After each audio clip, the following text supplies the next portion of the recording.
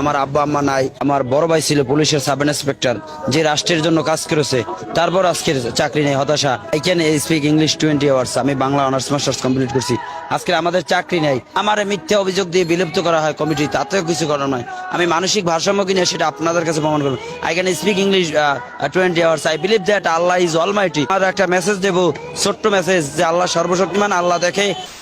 ঢাকা বিশ্ববিদ্যালয়ে নাকি মেধাবী ছাত্ররা চান্স পেয়ে পড়াশোনা করে, কিন্তু তাদের এত মেধা যে কে অপরাধী কে নির্দোষ সেটাই যাচাই করার মতো মেধা মাত্র নাই। নির্দোষ হয়েও নিজের জীবন দিতে হলো। আর যদি চুরও হয় তাহলে কি তার শাস্তি মৃত্যু? চুর যদি চুরি করে সেটা সঠিক তদন্ত করার পর শাস্তির আওতায় আনতে হবে। ঢাকা বিশ্ববিদ্যালয়ে এমন ছাত্র দেখে পুরো বাংলাদেশের মানুষ স্তব্ধ হয়ে গিয়েছে। 2019 সালে শিবির উপাধি দিয়ে আর 2024 সালে চুর উপাধি দিয়ে পিটিয়ে হত্যা। এটাই কি আমাদের ঢাকা বিশ্ববিদ্যালয়ের মেধাবী ছাত্রদের পড়াশোনা?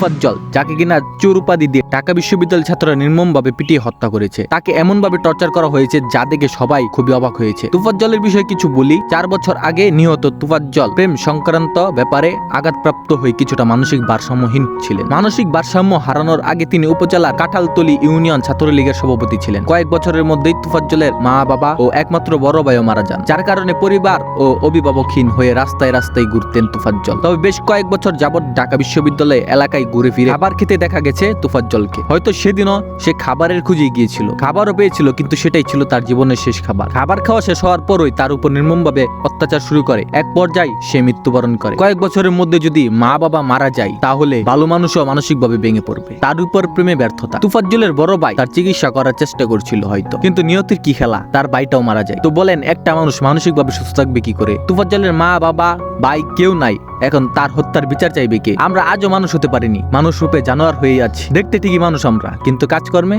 পশুর চেয়েও জঘন্য। তুফাজ্জলকে যে ছেলেটা স্টাম্প দিয়ে পিটিয়েছে তাকে সাংবাদিকরা জিজ্ঞেস করলে সে উত্তর দেয় আবেগে এমন মেরেছে। আমরা ফুটেজ দেখেছি, আপনারা হচ্ছে যেভাবে পিটিয়েছেন, মানুষ কি মানুষকে ভাবে মারে আসলে? ভাই এখন কথা হচ্ছে যে ভাই আমি হচ্ছে যে ওনাকে হচ্ছে যে জাস্ট শুধু আবেগের বসে।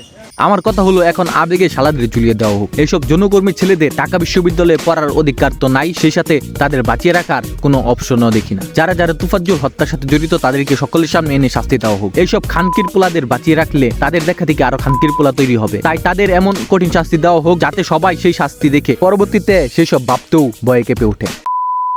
তো ভিডিওটা আজ পর্যন্ত। ভিডিওটা কার কাছে কেমন লাগলো অবশ্যই কমেন্ট করে জানাবে, এবং কারা কারা তুফাজ্জল হত্যার শাস্তি চাও কমেন্ট করে জানাও। তোমাদের কিছু বলার থাকলে কমেন্ট করে বলে দিও। দেখা হবে নতুন কোনো ভিডিওতে। সেই সাথে সবাই ভালো থেকো, সুস্থ থেকো।